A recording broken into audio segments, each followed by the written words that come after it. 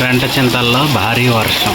మాచర్ల నియోజకవర్గం రెంటచింతల మండలం రెంటచింతల్లో ఒక 10 నిమిషాల నుంచి అయితే భారీ వర్షం ఈ విధంగానే పడతా ఉంది.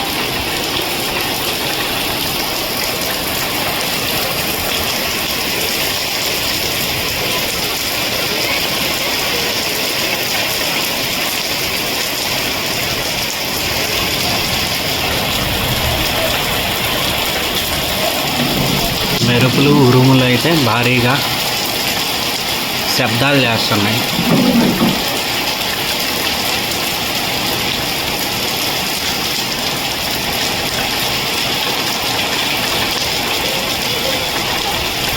మిరపనారు వేసుకునే రైతులు అయితే వేసుకోవచ్చు. భూమి అయితే బాగా పదునైంది ఈ వర్షానికి.